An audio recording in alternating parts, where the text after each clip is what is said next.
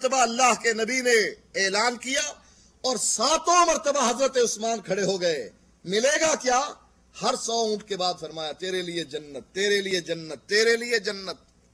7ویں مرتبہ فرمایا اللہ کے نبی نے اے عثمان قدن بس کر، میں گواہ بن گیا ہوں کہ اللہ تعالیٰ نے تجھ کو جنت لکھ دی. اللہ نے مجھے گواہ بنا دیا ہے تیری جنت کے لیے. اور فرمایا اللہ تعالیٰ نے کیا کہا؟ عثمان آج کے بعد کوئی عمل نہ کرے پھر بھی وہ جنتی ہے. حضرت عثمان رضی اللہ تعالیٰ عنہ اپنے گھر تشریف لے گئے اور وہاں سے 1000 سونے کے دینار، سونے کے سکے لے کر آئے اور نبی کی جھولی میں ڈال دیے. اللہ کے نبی وہ سکے آسمان کی طرف اچھال رہے ہیں اور فرما رہے ہیں اے اللہ میں عثمان سے راضی ہو گیا، تو بھی عثمان سے راضی ہو جا. کون ہے؟ جنت لے کر دینے والا. ایک شخص نبی اکرم صلی اللہ علیہ وسلم کی خدمت کیا کرتا تھا. اللہ کے نبی اس سے خوش ہوئے، اس کی خدمت سے خوش ہوئے. آپ کے وضو کا پانی لے کر آتا، آپ کی طہارت کا پانی ساتھ لے کر آتا، آپ کی مسواک ساتھ لے کر آتا، رات کی تاریکی میں سب چیزیں آپ کے سامنے حاضر کرتا. اللہ کے نبی اس سے خوش ہوئے، کہنے لگے مانگ کیا مانگتا ہے؟ اب دنیا دار ہوتا تو مانگ لیتا مال دنیا کا. عرض کرنے لگا اے اللہ کے نبی جنت میں آپ کی رفاقت مانگتا ہوں. نبی اکرم صلی اللہ علیہ وآلہ وسلم فرمانے لگے وغیرہ ذالک، کچھ اور مانگ لے. کہنے لگا جو مانگنا تھا مانگ لیا، اس کے بعد کچھ نہیں مانگتا.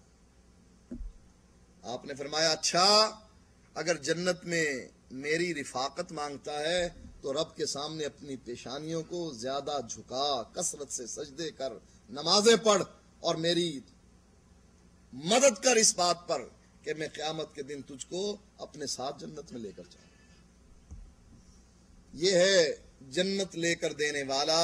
امام ابو حنیفہ رحمۃ اللہ علیہ لے کر دے سکتے ہیں، امام شافعی، امام مالک، احمد ابن حنبل، علماء دیوبند، قاسم نانوتوی صاحب، رشید احمد گنگوہی صاحب، حکیم الامت اشرف علی تھانوی صاحب، مولوی زکریا صاحب جنت لے کر دے سکتے ہیں.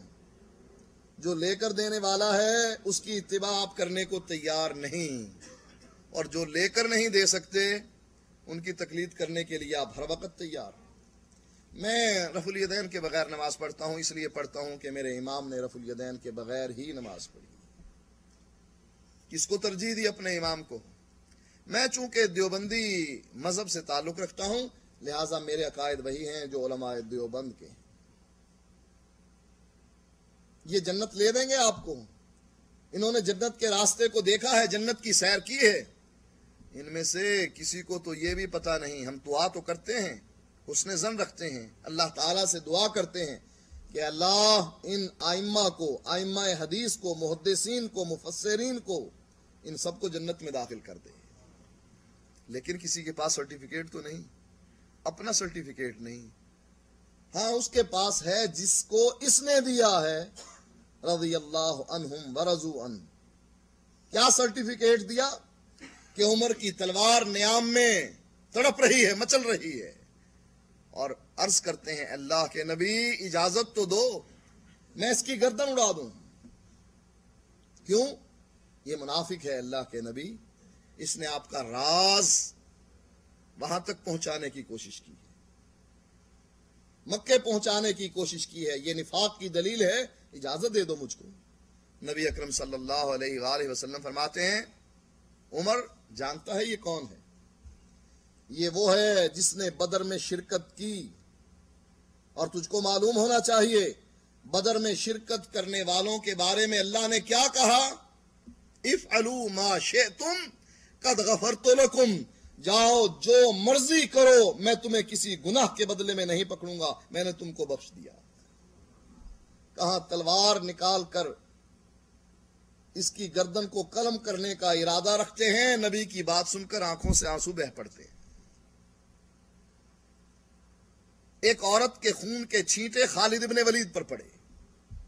اور وہ عورت بدکاری کرنے والی تھی، رجم کیا جا رہا تھا۔ خالد ابن ولید نے برا بھلا کہا اس عورت کو کہ کیسی گندی عورت تھی جس کے خون کے چھینٹے میرے لباس پر پڑ گئے۔ اللہ کے نبی نے حضرت خالد سے کیا کہا؟ خالد کیا کہہ رہے ہو؟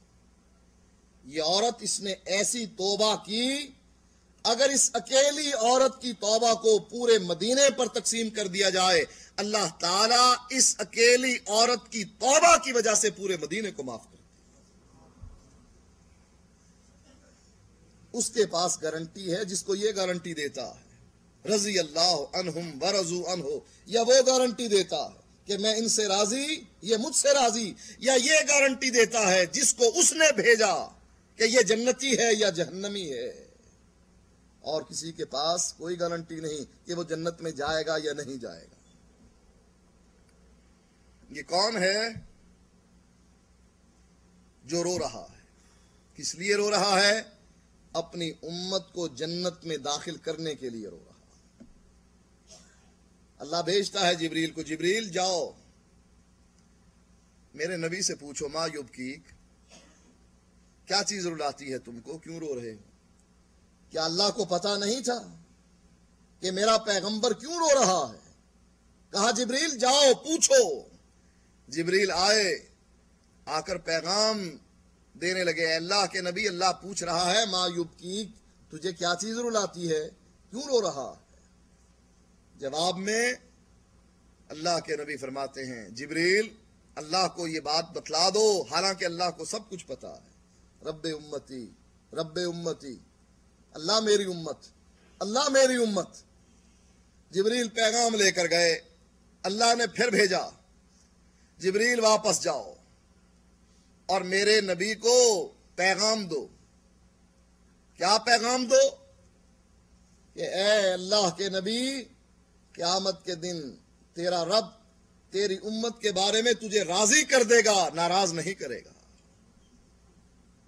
کیسے راضی کرے گا؟ نبی اکرم صلی اللہ علیہ وآلہ وسلم فرماتے ہیں میں اللہ کے عرش کا پایا تھام کر سجدے میں کروں گا۔ کس لیے؟ اپنی بیٹی کو بچانے کے لیے، اپنے بیٹوں کو، اپنے رشتہ داروں کو، ابو طالب اور ابو لہب کو جنت میں بھجوانے کے لیے۔ آپ تو اپنی امت سے، اپنی امت پر اتنے مہربان ہیں، فرمایا ہر نبی کی ایک دعا ہے جس کو اللہ تعالیٰ قبول کرتا ہے، اور ہر نبی نے دعا اپنی زندگی میں مانگ لی۔ میں نے اس دعا کو جو اللہ نے قبول کرنی ہے اس دن کے لیے رکھ چھوڑا۔ اے اللہ کے نبی، آپ کیا دعا کریں گے اس وقت؟ اللہ کے نبی علیہ الصلاۃ والسلام فرماتے ہیں اس وقت میں اپنی امت کی مغفرت کی دعا کروں۔ وہ رو رہا ہے، جبریل آ رہے ہیں، جبریل کو وجہ بتلا رہے ہیں، اور اس کی تشریح اللہ کے نبی خود فرماتے ہیں کہ میں عرش کا پایا تھام کر سجدے میں گر جاؤں گا، یہاں تک کہ میری زبان سے وہ کلمات ادا ہوں گے جن کا مجھے ابھی علم نہیں، اللہ اس موقع پر مجھ کو سکھلائے گا۔ اللہ کے نبی عالم الغیب نہیں، خود فرماتے ہیں مجھے علم نہیں ان دعاؤں کا کہ وہ تعریفوں کے کلمات جو میری زبان سے نکلیں گے اس موقع پر اللہ تعالیٰ مجھے سکھائے گا کہ یہ کلمات پڑھیے۔ میں اپنا سر سجدے میں رکھ دوں گا، وہ کلمات پڑھوں گا، پتہ نہیں کتنی دیر سجدے میں پڑا رہوں گا، یہاں تک کہ اللہ کہے گا ارفع رأسک سل توتا، اے اللہ کے نبی سر اٹھائیے، مانگیے، کیا مانگتے ہیں میں آپ کی مانگت کو پورا کروں۔ نبی اکرم صلی اللہ علیہ وآلہ وسلم فرماتے ہیں کہ جب اللہ تعالیٰ مجھ سے پوچھے گا میں کہوں گا رب امتی، جہنم میں بہت سے امتی میرے جل رہے ہیں، ان کو جہنم سے نکال۔ اللہ کہے گا اچھا جا نکال لاؤ۔ اے اللہ کس کو نکالوں؟ کہا جس کے دل میں جو کے برابر ایمان ہے اس کو نکال لاؤ۔ اللہ کے نبی فرماتے ہیں میں ان آدمیوں کے جن کے دل میں جو کے برابر ایمان ہے میں نکال لاؤں گا۔